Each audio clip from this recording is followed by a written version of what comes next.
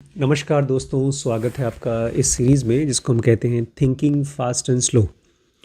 ये decision making का one of the most important series है और इसको मैंने करीब 3 साल 4 साल पहले चालू किया था। फिर 100 से ज़्यादा 102 वीडियोस कंप्लीट किए थे। फिर मैंने बंद कर दिया क्योंकि मुझे लग रहा था ये बहुत मुश्किल है आम लोगों के लिए समझने के लिए। लेकिन सच्चाई ये है कि वो मेरे लिए मुश्किल था। मैं समझ तो पा रहा था लेकिन मैं इसको समझा नहीं पा रहा था। लेकिन अब पिछले 6 महीने से मुझे लगता है मेरे ब्रेन में अपग्रेड हो गया है, इसलिए मैं चीज़ों को आराम से समझ रहा हूँ और होपफुली मैं आप तक वो बात पहुँचा सकूँ जो मैं खुद समझ पा रहा हूँ। डैनियल कानामैन नाम के एक साइकोलॉजिस्ट हैं जिनको इकोनॉमिक्स में नोबेल प्राइज़ मिला, दुनिया का सबसे बड़ा प्राइज़ मिला। तो उन्होंने एमोस ट्वेर्स्की नाम के एक और साइकोलॉजिस्ट के साथ में, स्टैटिस्टिशियन थे वो, स्टैटिस्टिक्स की पढ़ाई करते थे, उनके साथ में ये किताब की खोज की थी, मतलब जो भी इसमें लिखा है। तो अभी इंट्रोडक्शन पर हैं कि कैसे ये किताब बनाई गई, कैसे लिखी गई। क्लास चालू करने से पहले मैं बता दूं, आज हम लोग एक फ़िल्म देख कर आए हैं और उस फिल्म को देख करके लग रहा है कि उसको बनाने में कम से कम नहीं तो कितना पैसा खर्चा हुआ होगा जी? इनका करोड़ों का बजट होता है। उसका 30-40 करोड़ या 50 करोड़ रुपए तो खर्च हुआ होगा उस फिल्म को बनाने में। 100 करोड़। 100 से ऊपर लोग खर्च करते हैं और ऐसी फिल्म के लिए। मुझे लगता है कि आजकल मार्केटिंग में भी ढेर सारा पैसा खर्च करना पड़ता है, तब जाकर के अपना पैसा 150 करोड़। 130 करोड़। और कह रहे हैं कि इसने बहुत पैसा कमा लिया, लेकिन मुझे लगता है कि नहीं कमाया होगा, क्योंकि आज जब हम लोग थिएटर में गए थे तो मुश्किल से 20 लोग होंगे। 20-30 लोग मुश्किल से होंगे। और अभी चल रही है। और ये वो फिल्म है छावा, जिसके बारे में नरेंद्र मोदी जी ने अभी अभी किसी सभा में बोला कि अरे आजकल तो छावा छावा हो रहा है। लेकिन फिल्म बहुत बोरिंग थी और उसके अंदर में ढेर सारी हिंसा थी, लड़ाई झगड़ा था और ऐसा लग रहा था कि एक तरफ मुगलों को बहुत ख़राब विलेन बनाया है और वहीं पर हिंदू बहुत अच्छे लोग हैं, मराठा हिंदूज़। मैं इस कहानी की बात इसलिए कर रहा हूँ क्योंकि हम जब किसी चीज़ को देखते हैं तो उसका असर हमारे माइंड के ऊपर पड़ता है। अगर हम नहीं भी चाहते हैं तब भी पड़ता है। एमोस ट्वेर्स्की और डैनियल कानामैन ने कई साल खर्चा किया पढ़ने के लिए, बायसेस को लिखा, इंट्यूटिव थिंकिंग को पढ़ा। बायसेस का मतलब होता है जब किसी को आप देखें और आपको देखते ही लगे कि यार आदमी बहुत बेकार है, आप जानते नहीं उसको, बस देखते ही खराब लग रहा है, तो ये आपका बायस है। वैसे वर्सा, आप जा रहे हैं किसी दुकान में और आपका कोई दोस्त है जिसने बताया कि यार एप्पल कंपनी का तो फ़ोन बहुत अच्छा होता है, ये फलां फलां कंपनी का तो शर्ट बड़ा अच्छा होता है, और आप नहीं जानते, कुछ नहीं जानते, और आपको लगता है कि वो अच्छा होता है, तो ये भी एक तरह का बायस है। बायस मतलब आपके दिमाग को एक ऐसा ऑटोमेटिक इम्प्रेशन होता है जो मजबूरी में आपको वैसे भी करना होता है। अगर बायस ना हो तो हम लोग सफाई नहीं करेंगे। जब हम सफाई करते हैं तो हम लोगों को लगता है कि अच्छा लग रहा है, तभी हम सफाई करते हैं। मुंह से बदबू आती है इसलिए हम जाके ब्रश करते हैं। तो हमारी बॉडी को बायसेस की ज़रूरत है, लेकिन माइंड को जब हम सोच रहे हैं, कोई डिसीजन ले रहे हैं, तब नहीं चाहिए। तो कह रहे हैं हम लोगों ने कई साल तक इंट्यूटिव थिंकिंग, मतलब जो हमारे मन में ऑटोमेटिक थिंकिंग आती है उसके ऊपर, और अलग अलग बायसेस को हमने लिखा और अलग अलग घटनाओं को हमने प्रोबेबिलिटीज़ दिया।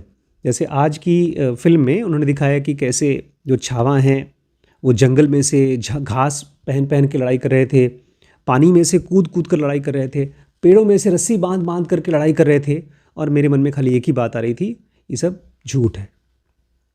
इतना इतना इस तरह से फाइट नहीं किया होगा।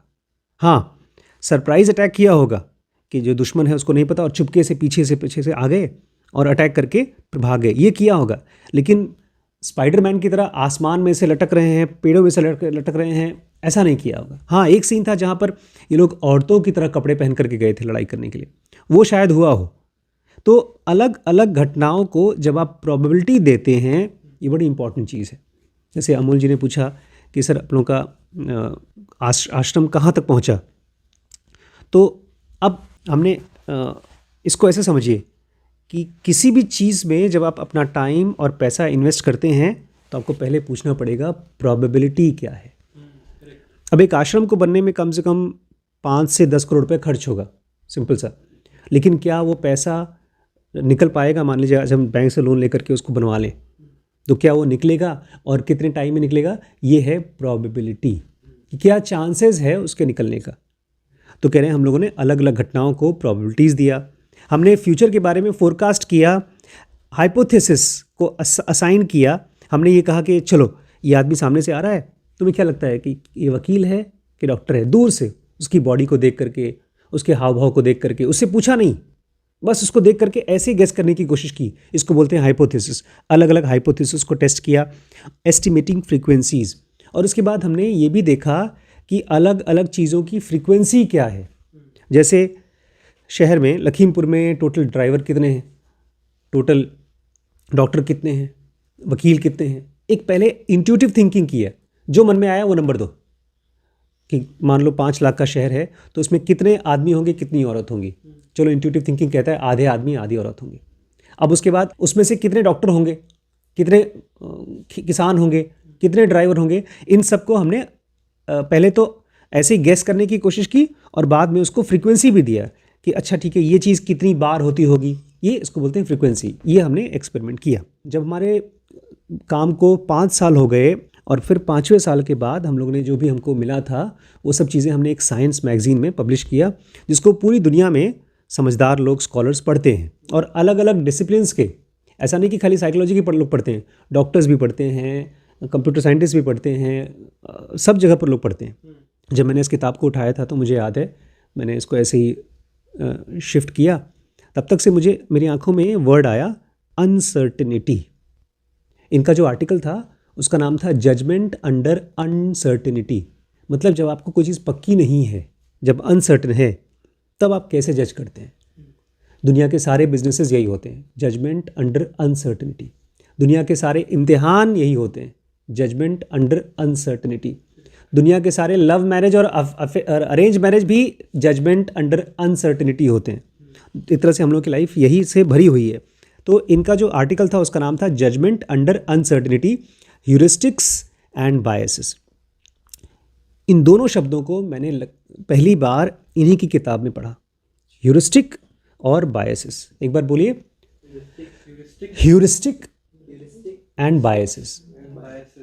बायसेस होता है मन के अंदर में विचारों के साथ में भटकाव, और ह्यूरिस्टिक भी होता है लेकिन वो थोड़ा फास्ट होता है। अभी इसको हम पढ़ेंगे आगे। तो इनके टाइटल का नाम था, इनके आर्टिकल का नाम था जजमेंट अंडर अनसर्टेनिटी। जब आप पक्का नहीं है तो आपका डिसीजन कौन लेता है? ह्यूरिस्टिक्स और बायसेस लेते हैं। अभी हम इसको समझेंगे आगे। और इसमें बताते हैं, जो आर्टिकल लिखा इसमें 20 अलग अलग बायसेस को समझाया गया है। और ये बायसेस हैं क्या, इसको मैं थोड़ा सा आप लोगों को आसान करने के लिए 419 पेज, 27 नंबर पेज पे खोल लीजिए। 27 पे एक फ़ोटो है। अच्छा, ये फ़ोटो देखा आपने? कौन सी लाइन बड़ी है? तुमको ठीक से दिखता नहीं है, बताओ भाई वैभव। नीचे वाली बड़ी है। नीचे वाली बड़ी है। अच्छा, मान लीजिए इस डॉट से इस डॉट तक काउंट करें और उस डॉट से उस डॉट तक काउंट करें, तो कौन सी बड़ी कौन सी छोटी है? नीचे वाली बड़ी होगी, ऊपर वाली छोटी होगी। आप भी देख लो भाई, देख रहा है? अच्छा, डॉट से डॉट अगर देखा जाए तो दोनों बराबर हैं, अच्छा, लेकिन हम लोगों को लग रहा है नीचे वाला बड़ा। तो जो चीज़ हमको लगता है इसको बोलते हैं ह्यूरिस्टिक। हमको लग रहा है सर ये दूल्हा अच्छा है, हिंच बोल दीजिए, लेकिन इसको ये साइंटिफिक टर्म्स में बोलते हैं ह्यूरिस्टिक। मन कर रहा है, मुझे लगता है ये किताब अच्छी होगी बड़े पापा, और क्रीम का बिजनेस तो चलेगा ही चलेगा बड़े पापा। और अगर हम किसी तरह से एक टैक्सी खरीद लें तो हम इस साल हमारी गरीबी दूर हो जाएगी। इसको बोलते हैं ह्यूरिस्टिक। ह्यूरिस्टिक, अच्छा। तो ह्यूरिस्टिक क्या होता है? हमारा माइंड जब कहीं पर शॉर्टकट नहीं लेना चाहिए वहाँ पर भी शॉर्टकट में सोचता है। जो चीज़ें मुश्किल हैं उसको मुश्किल की तरह देखना चाहिए। मतलब कि 365 दिन में क्या होगा, अच्छा ही होगा, ये ह्यूरिस्टिक है। हम नहीं जानते, दिमाग को बोलना चाहिए मुझे पता नहीं, गर्मी भी होगी, सर्दी भी होगी, गरीबी भी होगी, बारिश भी होगा, बहुत कुछ होगा। कह रहे हैं इतिहास में इस चीज़ को देखा गया है, साइंस में भी देखा गया है कि किसी भी समय जो लोग भी समझदार लोग होते हैं, स्कॉलर्स होते हैं, वो अपनी अपनी फील्ड का, चाहे वो डॉक्टर हो, चाहे वकील हो, चाहे साइंटिस्ट हो, वो अपनी फील्ड का एजम्पशंस देता है, बेसिक एजम्पशन कि मेरे हिसाब से ये चीज़ ऐसे होगी।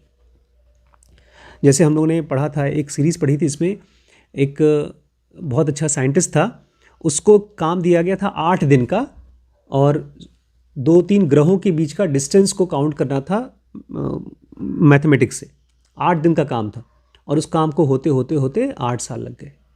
उसने इतनी बड़ी खोज की दुनिया में कि उसको पता चला, इसके पहले लोग मानते थे कि ऐसा होगा, छोटा सा डिस्टेंस होगा, हम नाप लेंगे, लेकिन जब उसने खोजना शुरू किया तो पता चला पूरी तरह से गलत है। एक छोटा सा एग्जाम्पल ये है कि 2000 साल से जितने भी सो कॉल्ड पढ़े लिखे समझदार ज्ञानी जन थे, वो सभी मानते थे कि धरती इस दुनिया का सेंटर है जिस पे हम हैं, और बाकी पूरी दुनिया धरती के चारों तरफ घूमती है। ये मानते थे, लेकिन ये झूठ है, निराधार है। बल्कि इसका एक बड़ा चुटकुला आया था। एक बच्चा था, वो अपने स्कूल से वापस आया घर पे, चिल्लाता है हमारे पंडित जी पगला गए हैं, फिजिक्स के टीचर पगला गए हैं। बोलते हैं क्यों? बोलता है हम पृथ्वी हवा में लटकी हुई है, पृथ्वी तो शेषनाग जी के सर पे लटकी हुई रखी हुई है, और क्या बेवकूफ़ बना रहा है। फिर उसकी माँ बोलती है अरे पंडित जी पढ़ा रहे होंगे तो सही पढ़ा रहे होंगे।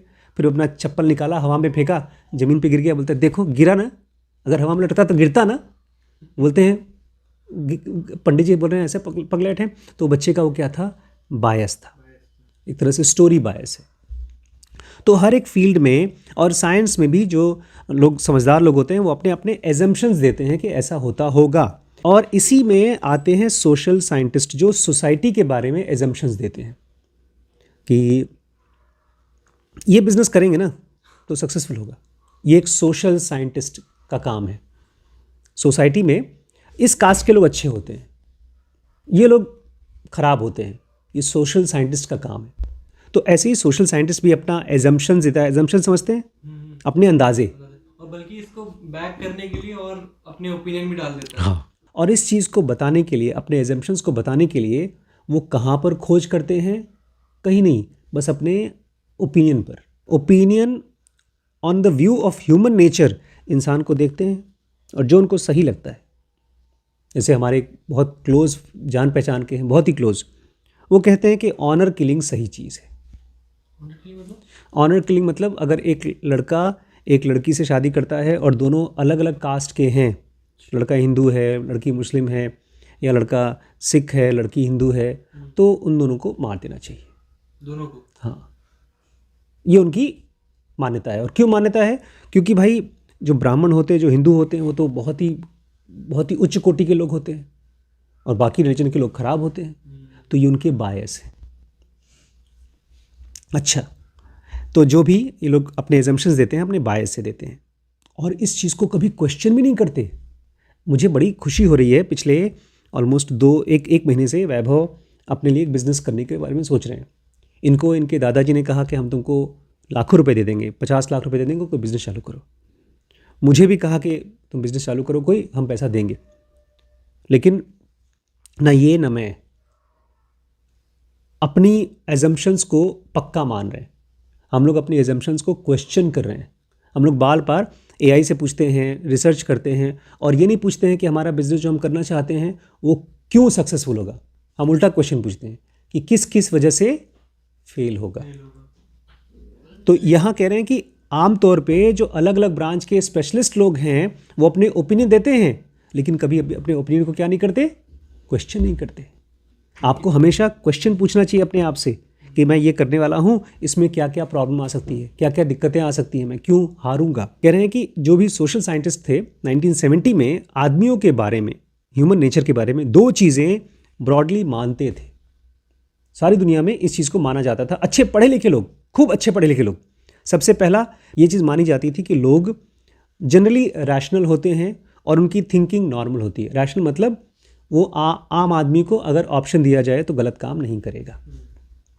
ऐसा ह्यूमन नेचर के बारे में माना जाता है कि जैसे यहाँ पर हम लोग 5 लोग हैं, 6 लोग हैं, श्रवण हैं, और हम ये कहें कि अगर सब कुछ ठीक ठाक है तो सब ज़िंदगी में सही सही डिसीजन लेंगे। इसका मतलब है कि मैंने आप लोगों को सबको 1-1 लाख रुपए दे दिया तो आप में से कोई भी उसको बर्बाद नहीं करेगा। ना आप उसको अपने लैपटॉप खरीदेंगे, ना आप उसको डोनेट करेंगे, ना आप अपने बिजनेस में डुबाएंगे, ना आप जा करके मोबाइल खरीदेंगे या कुछ और खरीदेंगे, ना ही तो आप क्रीम खरीदेंगी और ना ही तो भैया कुछ और खर्च करेंगे, या तो ना मैं अपने पैसे को बर्बाद करूँगा।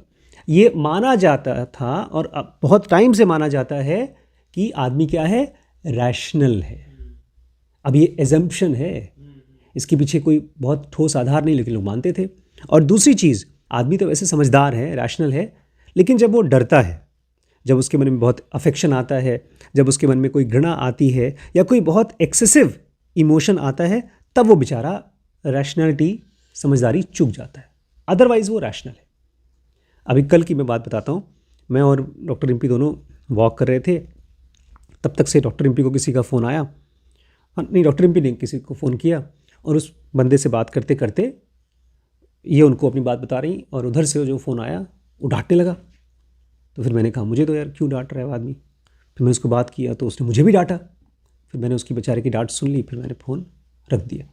जब मैंने उस आदमी को पूछा कि भाई क्यों डांट रहे थे, बोलते हम कहाँ डांट रहे थे, डांट तो आप मुझे रहे थे। और फिर मैंने उसको कुछ बोला ही नहीं। अब उस आदमी को लगता होगा कि वो तो ज़रूरत थी, उस समय की बातचीत की ज़रूरत थी कि हमारी ऊंची आवाज़ होती। अभी आज मैं एक बच्ची से बात कर रहा था और बात करते करते उसने कोई ऐसी चीज़ मांगी भी नहीं, वो उम्मीद भी नहीं करी थी। मैंने उसको बोला कि ये चीज़ मैं तुम्हें दे दूंगा, और खूब ज़ोर ज़ोर से बेचारी रोने लगी। बोलती आप ये मुझे देंगे, आप दे देंगे मुझे ये चीज़, अरे बाप रे बाप, ऐसे करके रोने लगी। तो माना यह जाता था कि एक आदमी वैसे तो समझदार है, लेकिन जब परिस्थितियां गड़बड़ हो जाती हैं, इमोशनल हो जाती हैं, तब हम अपनी समझदारी से चूकते हैं। ये दो चीज़ें सोशल साइंटिस्ट 1970 में कह रहे हैं कि इस समय मानी जाती थी। बोलते लेकिन हम जो आर्टिकल लिखा था उसमें हमने साफ साफ नहीं लिखा, लेकिन इन दोनों बातों को हमने गलत कहा कि गलत है। हमने कहा कि नॉर्मल आदमी का जो दिमाग है वो रैशनल नहीं है, और दूसरा वो केवल तभी बेवकूफ़ी नहीं करता है जब वो इमोशन में होता है, वो वैसे भी करता है। साफ साफ नहीं बोला, लेकिन उस आर्टिकल में चुपके से लिखा था। और इसको करने के लिए हमने ढेर सारे लोगों से सवाल पूछा और देखा कि लोग अपने सवालों के सिंपल सवालों के जवाब में ढेर सारे गलतियां कर रहे थे। उसको लिखा और हमने देखा कि जो लोग बेचारे गलत सोचते हैं वो इमोशन की वजह से नहीं है, वो कॉग्निशन की वजह से। कॉग्निशन क्या होता है? देखने, सुनने, समझने, सेंसेस लेके फिर उसको अंडरस्टैंड करने। बिल्कुल। अगर हमारे सामने कोई आदमी आता है और उसकी आवाज़ ऊंची हो जाती है तो हम बोलेंगे खराब आदमी है। वो उस आदमी की आवाज़ को हम जब सुनते हैं तो हमको लगता है कि वो खराब आदमी है। ये कॉग्निशन है। अब मान लीजिए मेरे सामने गरिमा है और उनके मुंह से गाली निकल जाती है, तो मेरा माइंड तुरंत बोलेगा ये गलत आदमी है। ये कॉग्निशन है। हम लोग सोच रहे हैं कि इमोशन की वजह से। कॉग्निशन और बारीक है, उसका कंट्रोल हमारे पास और कम है। इमोशन तो फिर भी थोड़ा कंट्रोल हो भी जाएगा, लेकिन कॉग्निशन को कंट्रोल करना बहुत मुश्किल काम है। तो ये बोल रहे हैं, हमने ये बताया कि आदमी जो गलत सोचता है या इरैशनल हो जाता है वो उसकी कॉग्निशन की वजह से, ना कि इमोशन की वजह से। बोलते जब हमने आर्टिकल छाप दिया साइंस मैगजीन में, तो जितना लोग उसको पढ़ते हैं उससे कहीं ज़्यादा लोग उसको पढ़े, जितना हमने उम्मीद की थी उससे ज़्यादा लोग पढ़े। और साइंस में आपने मान लीजिए कोई आर्टिकल लिखा है, कोई खोज की है, तो उसकी वैल्यू बढ़ जाती है अगर उस खोज की कोई और बात करता है अपने खोज में। मान लीजिए मैंने कहा एक नई चीज़ खोजी कि IESM सेंटर होता है, और उस बात को कोई और आदमी अपने थियरी को प्रूव करने के लिए यूज़ करता है, तो मेरी वैल्यू बढ़ जाती है। तो बोलते हमारे उस आर्टिकल को 300 लोगों ने रिफ़र किया। तो देखा जाए तो सोशल साइंस में सबसे ज़्यादा वैल्यूबल वो थियरी बन गई। और दूसरे हम तो साइकोलॉजी की बात कर रहे थे, लेकिन ये तो अलग अलग डिपार्टमेंट्स में, अलग अलग डिसिप्लिन्स में लोग उसको यूज़ कर रहे थे। किस तरह से लोग मेडिकल डायग्नोसिस में गलतियां करते हैं। एक डॉक्टर के पास जब मरीज जाता है तो वो बायसेस से उसका इलाज करता है, ना कि रैशनैलिटी से। हमने ये देखा किस तरह से जो जज होते हैं वो भी बायसेस से लोगों को सजा देते हैं, ना कि रैशनैलिटी से। रैशनैलिटी मतलब समझदारी से। हमने ये देखा कि किस तरह से लोग इंटेलिजेंस जो एनालिसिस करते हैं, बड़े मुश्किल एनालिसिस करते हैं, उसमें भी बायसेस घुसे हुए हैं, मतलब हमारे गलतियां घुसी हुई हैं। फिलॉसफी में, फाइनेंस में, स्टैटिस्टिक्स में, मिलिट्री स्ट्रैटेजी में, इन सब जगहों पर बायसेस घुसे हुए हैं। मतलब जिस ब्रेन को, खोपड़ी को यूज़ करके हम दुनिया को सोचते हैं कि सही समझदारी से डिसीजन ले रहे हैं, वो ही अपने आप में कमज़ोर और गलत है। मशीन ही गलत है हमारी। अब छोटा सा एग्जांपल देते हैं। जैसे मान लीजिए अगर कोई आदमी पॉलिटिक्स में काम करता है और वो ये डिसाइड करना चाहता है कि पॉलिसीज़ कैसे बनाई जाती हैं। जैसे हमारे डॉक्टर सिद्धांत है, उनको बड़ा मन है कि एक पॉलिसी आए कम से कम मेडिसिन में कि 24 घंटे के से ज़्यादा कोई ड्यूटी नहीं होनी चाहिए, क्योंकि 24 घंटे के बाद, 24 घंटे भी नहीं हो चाहिए, 12 घंटे की ड्यूटी के बाद आदमी को आराम करना ही करना चाहिए। जबकि वहाँ पर मेडिसिन में ऐसा है कि 48 घंटे की ड्यूटी लगती है। और कार्डियोथोरेसिक सर्जरी में तो आप अगर आप सो रहे हो तो आधे घंटे सो के आ जाओ, 2 दिन में, 3 दिन में, इससे फ़र्क नहीं पड़ता, काम करो। तो बोलते थे कि मैं अगर कभी पॉलिटिशियन बनूंगा तो मैं ऐसी पॉलिसी, नियम लागू करवाऊंगा देश से कि ये रूल हटा दिया जाए। लेकिन क्या ये माना जाएगा, नहीं माना जाएगा? ये डिपेंड करेगा अवेलेबिलिटी ह्यूरिस्टिक्स से। जब 50 लोगों के दिमाग में ये चीज़ इंपॉर्टेंट होगी तब तो वो सुनी जाएगी। जो चीज़ मेरे मन में इंपॉर्टेंट है वही जाकर के मैं सरकार के सामने रखूंगा। सरकार में भी वो चीज़ के लिए उतनी इंपॉर्टेंट मानी जाएगी तब जाकर के रखी जाएगी। और कौन सी चीज़ इंपॉर्टेंट होती है? जो उस आदमी के ह्यूरिस्टिक में होता है, जो उसके बायस में होता है। अब हम उन चीज़ों को ज़्यादा तूल देते हैं जो हमारे मेमोरी में से जल्दी निकल के आता है। अब जैसे मान लीजिए मैं बिज़नेस करना चाहता हूँ और मेरे पास है 2 लाख रुपए। कौन सा बिज़नेस करूँ? मिठाई की दुकान डालता हूँ। ये क्यों डिसाइड किया मैंने? क्योंकि मिठाई की दुकान पहले मेरे दिमाग में आया, मेरे मेमोरी में से वो आसानी से आ गया। कौन सी फिल्म देखूं? जो सुपरहिट फिल्म का आजकल ऐड चल रहा है वो देखूंगा, क्योंकि वो फिल्म मेरे दिमाग में आया। हो सकता है मेरे लिए अभी कोई बहुत समझदारी वाली चीज़ पढ़ना या कोई अच्छी फिल्म देखने के लिए मैं रिसर्च करके देख सकता था, लेकिन देखूंगा कौन सा? जो पहले दिमाग में आया, जो बहुत आसानी से। जैसे हम यहाँ पर कौन सी किताबें पढ़ेंगे? जो सामने रखी हुई है। पीछे इंपॉर्टेंट किताब शायद ना पढ़ें, ऊपर की हम सबसे बाद में पढ़ेंगे क्योंकि ऊपर है, वो सब अवेलेबिलिटी में नहीं है। एक कॉन्ट्रास्ट एग्जांपल दीजिए अवेलेबिलिटी ह्यूरिस्टिक्स का। मैंने पिछले, जब श्रीश का एग्ज़ाम चालू नहीं हुआ था उसके पहले, जब श्रीश बेचारा बहुत परेशान था, तो उसने मुझसे पूछा था कि मुझे बिज़नेस खड़ा करना है उस पर, एनर्जी पे, किस तरह से कोल से एनर्जी बनती है, तो उसको मैं ठीक करना चाहता हूँ। तो मैंने श्रीश को वो वाली किताब दे दी थी, प्राइज़, डैनियल एर्गिन। क्यों? क्योंकि ये किताब मोटी सी और मुझे याद थी, निकाल के दे दी मैंने। अब क्या ये चीज़ इनके लिए सही है इस समय? इसको तो खुद मैंने नहीं पढ़ा अभी तक, दे दिया इनको, जाओ। अब ये तो ऐसा हो गया ऐसे 100 किलो का वजन इनके सर पे डाल दिया पढ़ने के लिए। लेकिन मैंने दिया क्यों? हो सकता है उस टाइम पर कोई और बुक रिलेवेंट होती, लेकिन मैंने ये दिया क्योंकि मुझे याद था एक मोटी सी बुक एनर्जी के ऊपर मैंने खरीदी है और इसमें एनर्जी की फ़ोटो भी पड़ी हुई है, प्राइस लिखा हुआ है, इसमें आग जल रही है। ये एनर्जी के ऊपर ही बुक है, बहुत अच्छी बुक है। अभी और एग्जाम्पल दे रहा है, बहुत अच्छा एग्जाम्पल दे रहे हैं आगे। जो चीज़ें बार बार बोली जाती हैं वो हमारे माइंड में रहती हैं और बाकी चीज़ें स्लिप हो जाती हैं। अब मीडिया, अखबार वाले, बहुत पैसा खर्च होता है एक अखबार को न्यूज़ छापने के लिए, तो वो कौन सा न्यूज़ छापेंगे? जिसकी डिमांड है, ना कि जो इम्पॉर्टेंट है। अब आपको इंडिया का पिछले 2014 से लेकर के अभी तक 11 साल हो गया जो चल रहा है, उसका एक सेंटेंस में आंसर मिलेगा। क्यों बीजेपी जीती, क्यों जीत रही है, और अगले 10 साल बाद भी शायद जीत जाएगी अगर ये टैक्टिक यूज़ करती है। ये कोई एक्सीडेंट नहीं है कि जो लोग अथॉरिटेरियन हैं, जो राज करना चाहते हैं दूसरों के ऊपर, इसको तानाशाह टाइप के, जो वो लोग मीडिया के ऊपर प्रेशर डालते हैं कि वही दिखाओ जो हम बोल रहे हैं। क्यों? ताकि पब्लिक का ह्यूरिस्टिक बने। इसलिए जो अथॉरिटेरियन हैं बोलेंगे तुम जानते हो, तुमको लूटना चाहते हैं वो लोग, तुम्हारी गाय को मारना चाहते हैं, तुम्हारा सोना चुराना चाहते हैं, जो एकदम निराधार झूठ चीज़ है। इसके बजाय वो मीडिया को ये नहीं बोलेंगे कि सुनो बच्चों के लिए, एजुकेशन के लिए ऐसा करो वैसा करो, जो इंपॉर्टेंट चीज़ें हैं वो नहीं, फालतू की बातें करेंगे। इसलिए ये लोग क्या करते हैं, इंडिपेंडेंट मीडिया, अगर कोई बोलेगा मेरी अपनी कंपनी है, टीवी चैनल है और मैं अपने हिसाब से चूज़ करना चाहता हूँ कि कौन से केस को दिखाऊँ, कौन से केस को ना दिखाऊँ, मीडिया, अथॉरिटेरियंस बोलेंगे, पॉलिटिशियन बोलेंगे नहीं, जो हम बोल रहे हैं वो दिखाओ।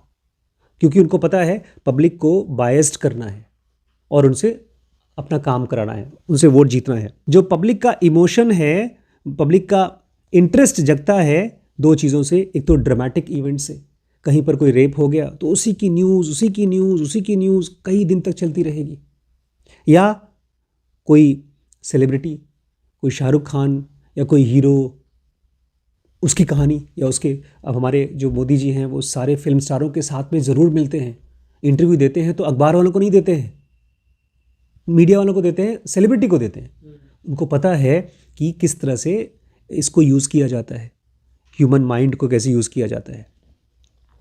एक छोटा सा एग्जांपल दे रहे हैं ये भी अपनी लाइफ से। डैनियल कानामैन कई हफ्तों तक, जब माइकल जैक्सन दुनिया का बहुत बड़ा एक डांसर सिंगर था, जब उसकी डेथ हो गई, सारे टीवी चैनल पर कई हफ्तों तक बस उसी की न्यूज़ आ रही है।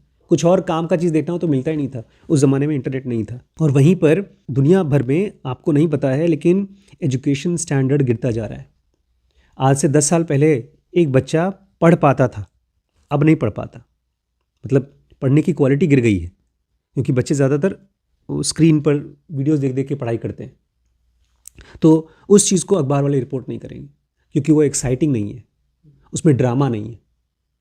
और लास्ट में कहते हैं, मैं भी यहाँ पर जो बातें लिख रहा हूँ वो भी अवेलेबिलिटी के हिसाब से, जो बातें मेरे मन में आ रही वही तो लिख रहा हूँ आसानी से। हो सकता है मेरे ही माइंड में और भी इससे ज़्यादा इंपॉर्टेंट चीज़ें हों, लेकिन वो अभी दिमाग में नहीं आ रही हैं, इसलिए मैं लिख रहा हूँ।